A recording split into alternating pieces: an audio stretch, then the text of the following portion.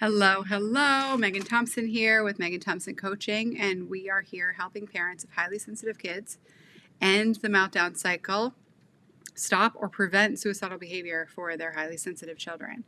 And the way we do that is by helping you shift the way that you parent your child.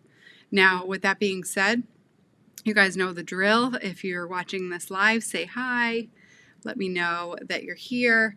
And then if you're catching this on the replay, definitely hashtag replay. So I want to make sure that I can share this to the group. Forgot to do that ahead of time.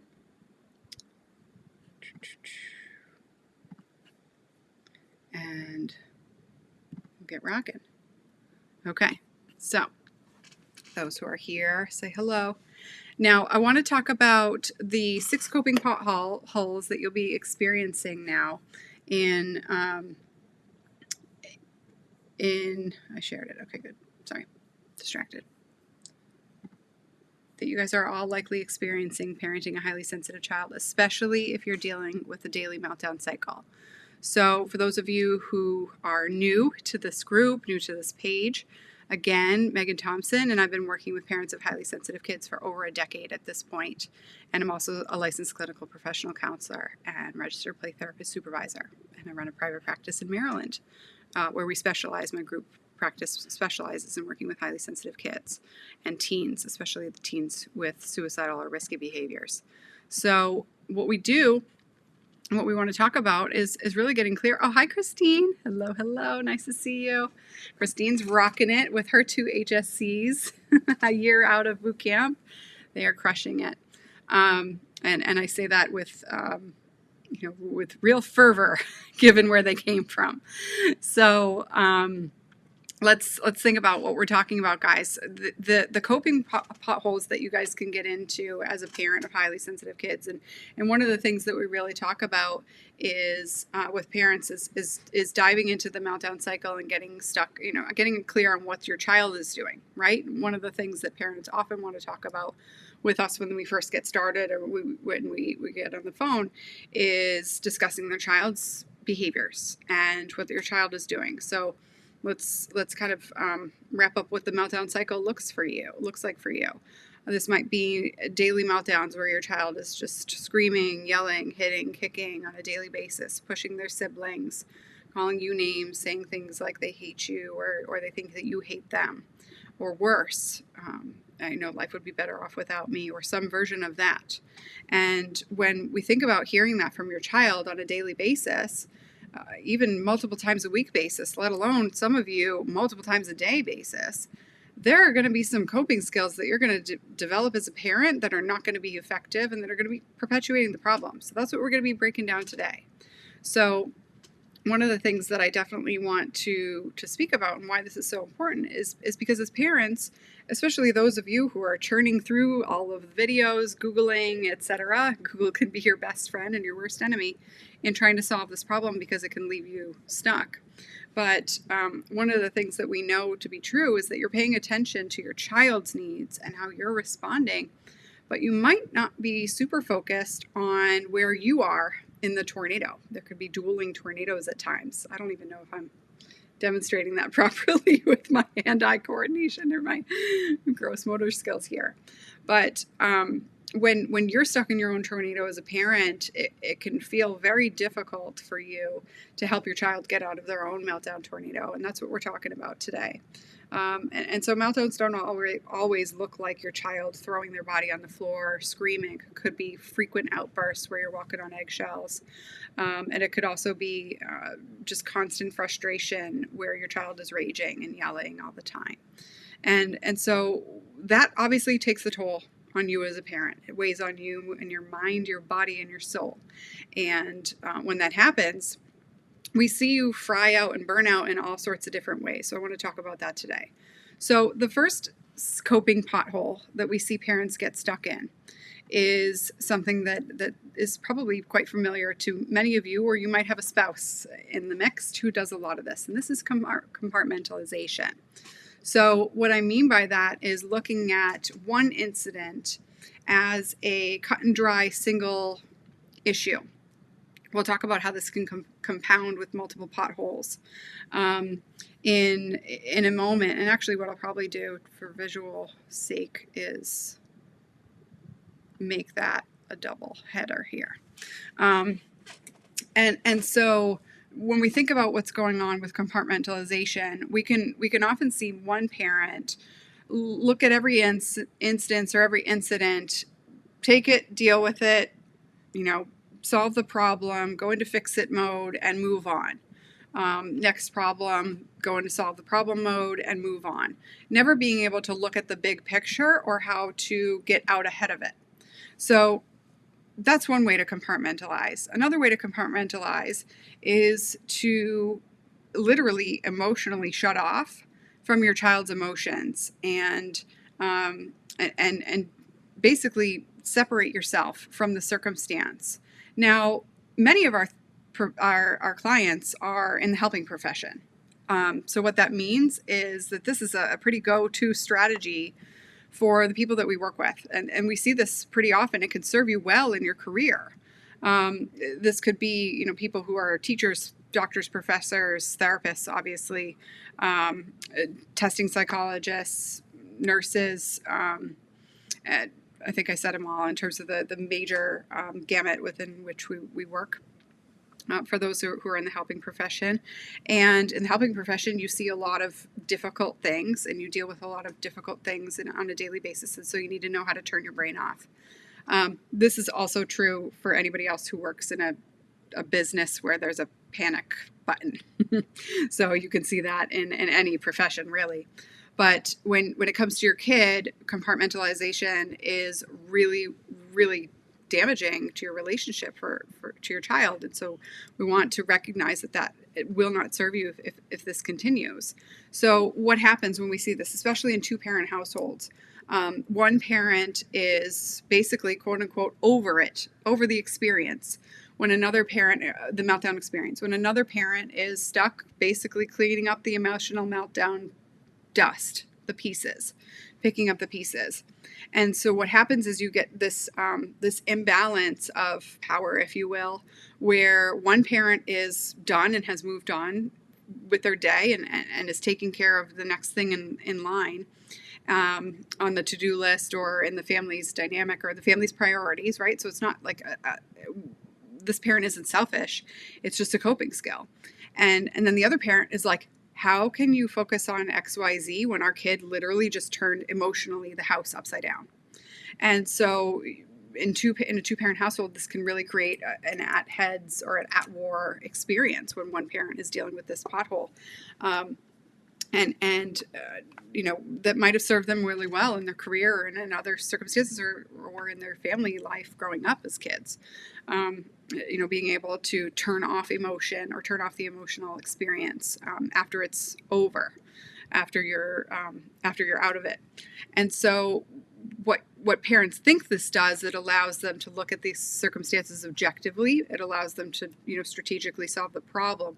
But what they're not noticing, what we see our parents forego in that coping strategy, is being able to see the forest for the trees. Being able to see how this reacting in that moment and trying to solve the problem in that moment is going to lead to further problems down the line. So this can look like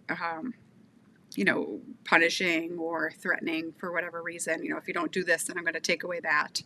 I'm not talking about threatening with, physical punishment, though that might happen. Oftentimes the parents who are following us and are watching our videos are not doing that, or they know that when they do that, it's very rare and they regret it immediately. And they want to get out of that immediately. But what I'm talking about in terms of threatening is like threatening to take away stuff, threatening to solve the problem right now, stop the crying, stop the behavior, stop the hitting. And that sort of compartmentalization of being able to close off and take the new situation as a new. Oftentimes we hear parents say, well, I just, get rid of my emotion quickly. So that's a skill of mine. What we usually see is what is more frequent, which is related to another pothole we'll talk about later, is basically you're putting the lid on a boiling pot because it served you well to lock it down. your emotional experience as a parent, and that served you well either in your childhood or in your career or in other personal relationships prior to parenting, but right now that doesn't work. The next thing that we talk about, which is related, these can all compound, and you can see many potholes in a parenting experience. The next thing is reacting. So the reacting that I'm talking about is in this example, in number 2, is solving the problem in the moment and trying to go into fix-it mode. And we talk about this a lot with my clients, because when you're going into fix-it mode, you're not looking at the forest for the trees. You're trying to solve the problem. Hi, Paula. Good to see you here. And trying to see that, move mountains in the moment for your child.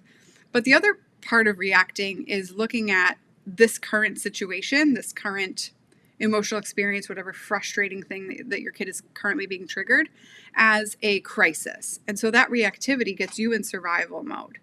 And this is one of the things that in terms of when we address this with parents and we work with, we start to change the way that you're looking at your child's needs and how you lead them out of their intense emotions. Because when you're looking at your child's intense emotions as a crisis that needs to be solved, then again, you're still stuck in the same position of feeling like your child depends upon you to solve their problems, when you need your child to creatively solve their problems, because otherwise they'll be continuously looking to you to be the solution, and then they'll never solve their problems creatively.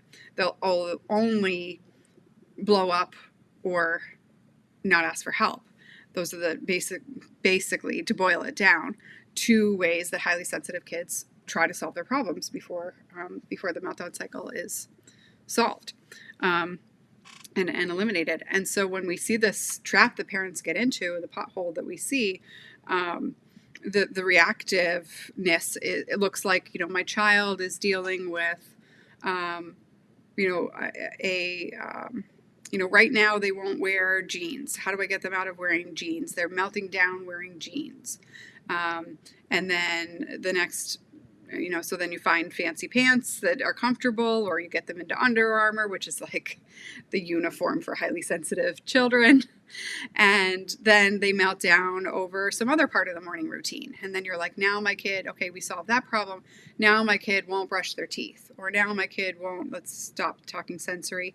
Now my kid won't get ready for school because they're worried about what their teacher's going to say at school. Now, obviously in a pandemic, it's less concerning that your kid is wearing denim or not. You're happy if they're just rolling out of bed and showing up to the Zoom call. But some of you who are watching are still having your kids go to either daycare or,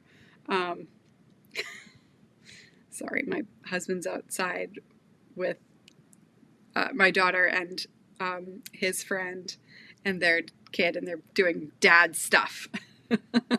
It's not the way that me and my friend play with our kids. So it's a little distracting. So they're lots more rough and tumble than what I'm, used to seeing out of the corner of my eye.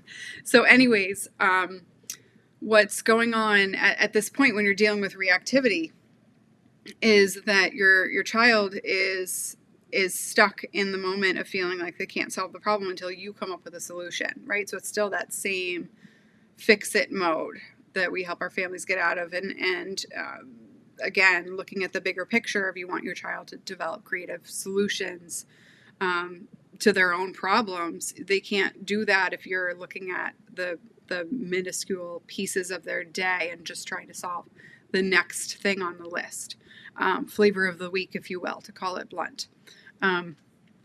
And so that's one thing that we see often in parents who go to therapy with their highly sensitive child, especially if the therapist is having you update them of how things are going that week.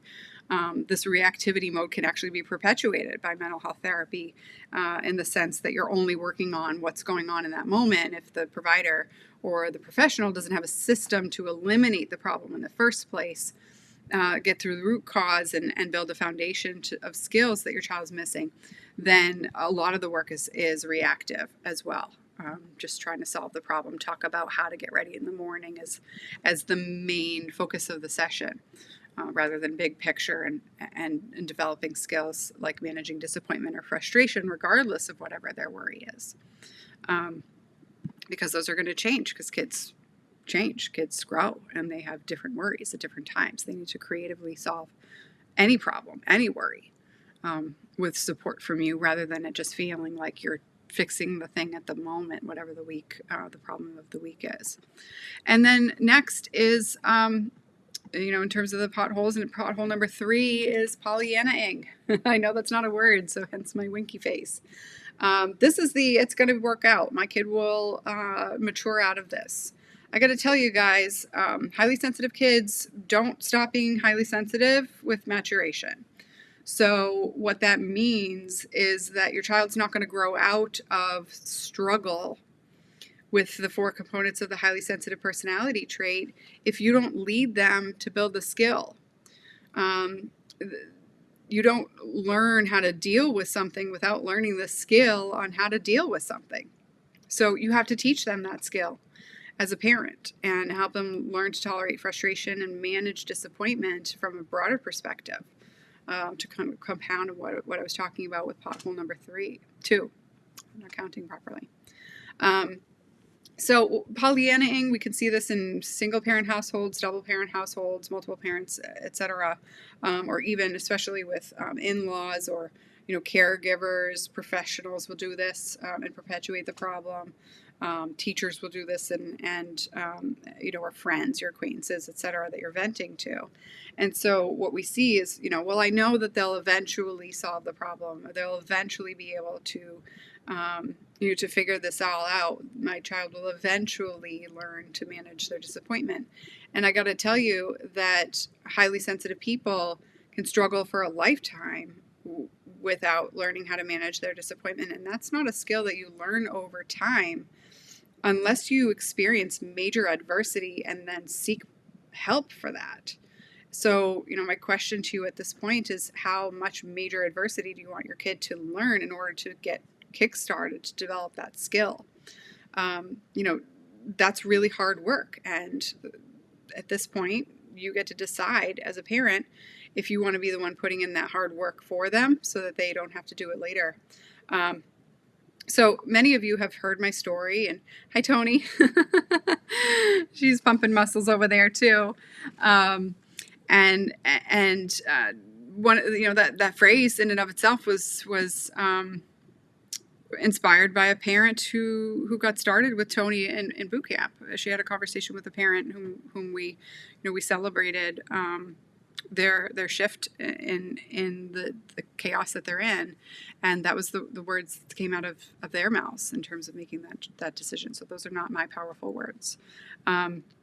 But with that being said, knowing that you might perceive your kid to grow out of it, countless stories of your child not yet growing out of it.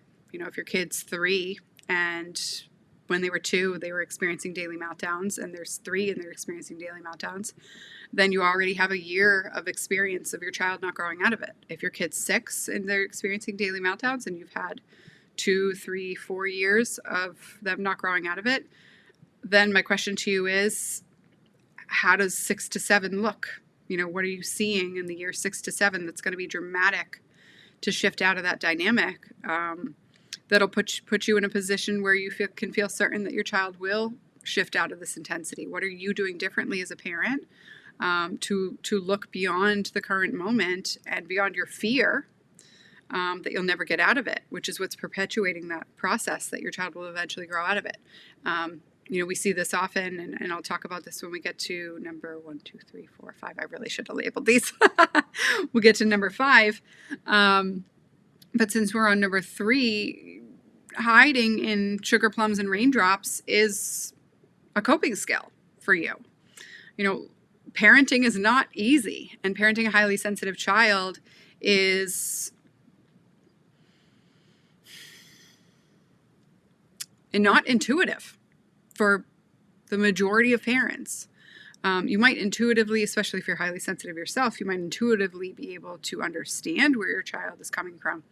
But being able to intuitively change how you respond in a way that systematically stops the meltdown cycle, that's not something that people pick up without support and without direct systematic change in a pointed way. If you think about it, even just reading Dr. Aaron's book, as I've seen parents read that 3 times over and still say, now what? The intuition of understanding that your child's highly sensitive doesn't mean that you'll develop the intuition to help your child pivot and bob and weave as they age with intense emotion, with intense behaviors, and with intense life experiences. And so being able to make that shift requires you to take some drastic action. To change how you're parenting and to how you're responding.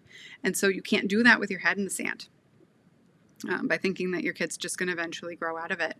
I have a host of family members and decades worth of experience that say otherwise, and then also the research in terms of highly sensitive people and what works to help parents shift the dynamic in their household for their child, and the fact that you as a parent have to change that dynamic in the household for your child to grow out of it speaks to the contrary. So you have to remember that when you're using cliches like my kid will grow out of it to solve the problem, you have to remember who that cliche was built for, and that cliche was built for the non-highly sensitive population. So the other 80% of the population might be able to use that cliche and effectively assuage their fears, but it's not going to work for you as a parent of a highly sensitive child. And so you got to shift out of that pretty quickly. The next coping skill that we see parents stay stuck in is anger. And when we talk about reactivity and that being number 2, anger is a coping skill. You can get really angry when your child is frustrated and stuck, and that can work really well for you in the moment as a parent to stop the screaming by screaming louder or yelling louder or huffing and puffing or shutting down out of anger and getting out of the situation, giving your kid the cold shoulder, etc. But it obviously is so tiring to be in that position, draining and frustrating and it perpetuates itself. So it's definitely a pothole. We have to put that in that position, put that in the category of it keeping you stuck and misaligning you. So I know nothing about cars, so I'm only going to speak to that metaphor a little bit.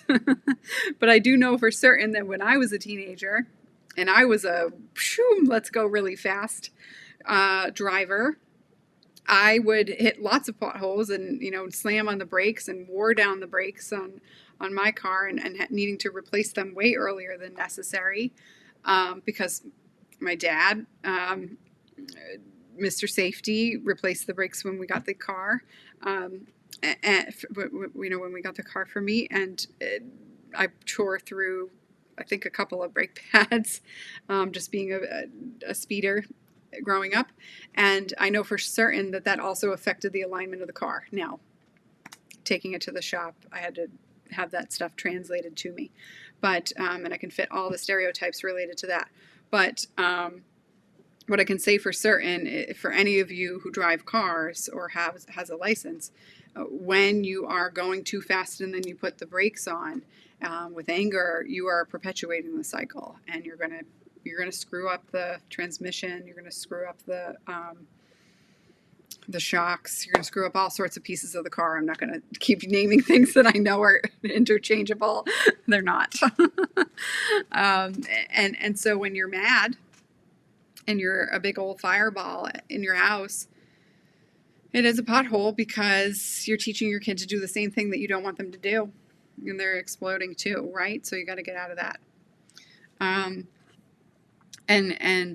You know that because it doesn't feel good in your body. It doesn't feel good in your brain. It doesn't feel good on your day-to-day basis to be with a hairpin trigger.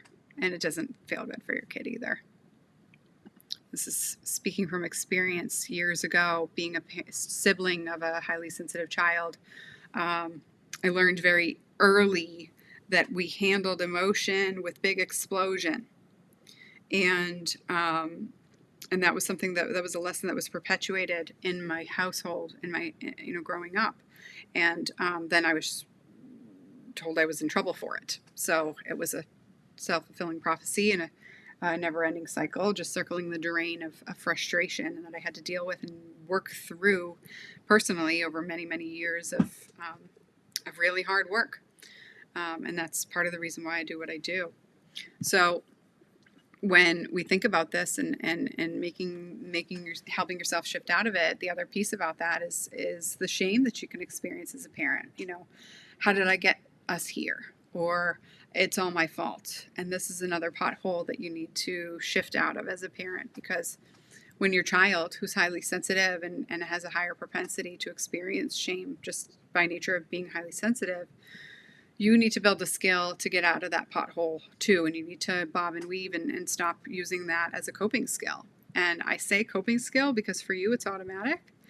And spinning in that way makes you feel like you're doing something about it.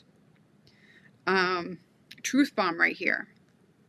If shame is your go-to emotion, part of the thought process you might be having in your head is that that's actually helping you solve the problem. If you feel like a crappy parent, if you've made mistakes, and you feel like a crappy parent, and therefore that helps you want to do better next time or do differently next time, you might be teaching yourself that it's important to feel like a crappy parent in order to get your kid out of this mess. And I got to tell you, that's not going to be where you can solve the problem from. One of the things that I teach my staff often is that you can't circle the drain and look down the toilet bowl and also get yourself out of the toilet bowl. So you have to look up towards hope, towards optimism, towards a hand reaching to help you out of there. And so if you're telling yourself you're a crappy parent, literally and figuratively, then you're looking down into the toilet bowl of where the crap belongs. Pardon my French at this point. Now we're talking potty talk. But you guys are parents of highly sensitive kids, and so you hear all sorts of things coming out of your kid's mouth. So I know I'm not speaking out of turn. And so when that's relevant, what you're experiencing at this point is focusing on that shame and staying stuck in that shame is the hardest part of getting out of it. And this is why we offer world-class mental mindset support for our clients, because it's not just about knowing what to do in the moment. It's about reaching outside of yourself to actually do it. And you can't do that if you feel like a piece of shit. And neither can your kid. So, we see lots of parents use this as a coping strategy. They can use this as a coping strategy to shame themselves. They can use this as a coping strategy to shame their kid. They can use that as a coping strategy to shame us. How dare you, teach us in this way? You should be telling us what to do in a different way. I don't know. Shame can be a coping strategy in all sorts of different ways, as many of you perhaps were parented through shame.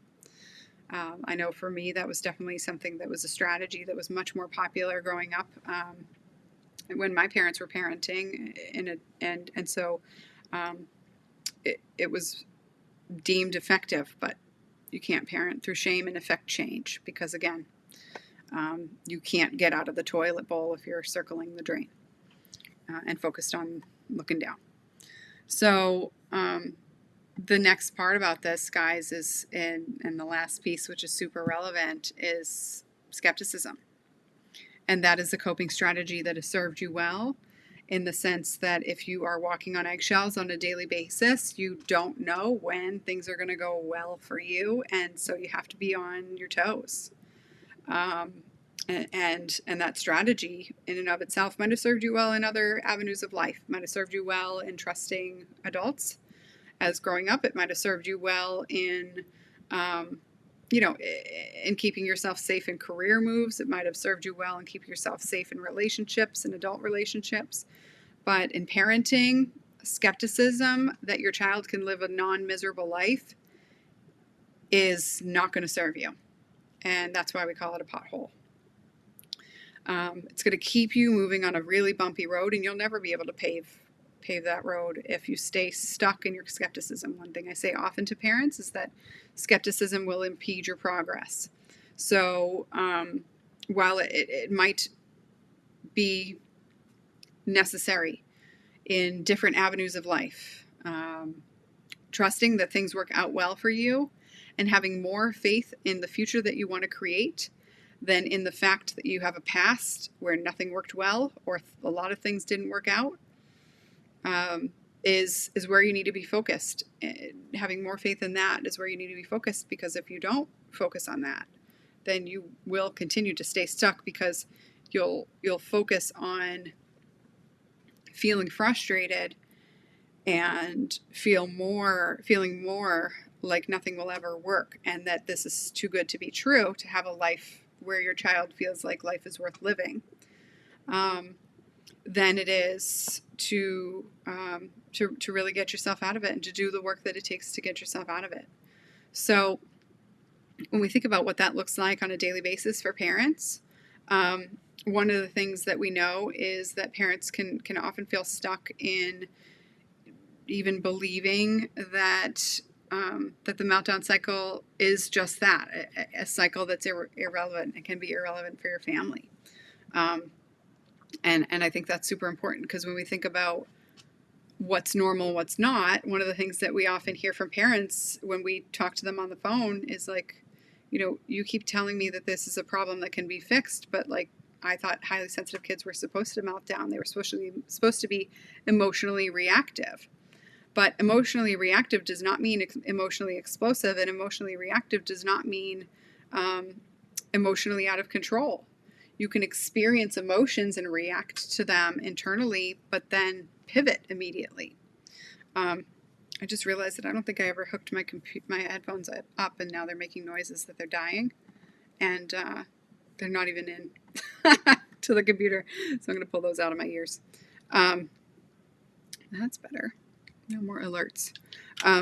So what happens in this respect regarding the skepticism for a lot of parents is that you stay frustrated and you don't stretch out of your comfort zone to do new things because you're constantly focused on what happened in the past. So I got to tell you, one of the things that's super important about shifting out of these 6 potholes, because that's part of the reason why you're watching, right, is the understanding, and the parents that we work with, they understand this, is that you can't climb out of a bottomless pit. It's never ending, right? So when we think about those 6 potholes: compartmentalization, reacting, Pollyannaing, being stuck in anger, getting stuck in shame and self-blame, and skepticism, when your child is needing you in their intense emotion and they are melting down and you're stuck in a pit, you can't crawl out to then help them crawl out of their own. So you have to focus on how you manage mentally your child's emotions. And you have to build the skill that you can turn on a dime from upset to not upset. Not because you're stuffing your emotions, not because you are, literally putting a jack in the box back in the box, or worse, putting the lid on a boiling pot so then it just, bubbles over. But literally knowing how to dissipate your emotion in the moment so that you don't respond to your child out of fear that you can't solve it, out of fear that this will never end, out of fear that your child will end up like this forever, out of fear that you'll never be able to get them out of this, and out of fear that if you don't respond now, they'll explode and you won't be able to clean up the pieces later. If you don't stop that fear in yourself, then how can you expect to stop your child's fear? and help your child stop their own fear later on. That requires muscles, lots of exercise mentally to shift that problem. And self-care isn't going to do it. You need to be able to exercise your mind in a way that doesn't require you to go to yoga just to, remember that yoga is going to come on Tuesdays at 4 or whatever is in your schedule, Tuesdays at 7, whatever. Once a week or exercise on a daily basis, whatever. That's not the mental exercise that I'm talking about. I'm talking about being able to know that when your child is increasing their emotion, you can stay steady, not just because you love them, but also, and you don't want to yell, but also because you know that the next thing that you need on the tip of your tongue isn't going to show up if you're not emotionally in the state within which you want your child to be. So if this feels frustrating, you haven't been able to get there, or if you're wondering whether or not you can do that on your own, or you've been trying all the self-care things like, meditating or trying to, use affirmations that you'll have a different day, or, learning that your child needs your love and that they're going to grow out of it, and telling yourself all of these things that you've been telling yourself with all the pitfalls and potholes that we've talked about today, and you're still stuck and you still need support in getting out of it, then I encourage you to book a call. Because what we don't know is whether or not we can help you and what advice would make sense in your current situation until we talk to you on where you're at. Because some families are in all 6 of these potholes on a daily basis. Other families are in just 1, but it's astronomical. Some families experience them once every couple of weeks, and maybe it's not that bad for them to solve just yet. Or they can get themselves out of it, and a couple of resources would be all they need in that moment. And so without that information, we can't help you solve the problem in knowing exactly what's going to be effective to prescribe for your family. And, knowing that you need that direction and you need a tailored direction in that respect is the reason why we do the call.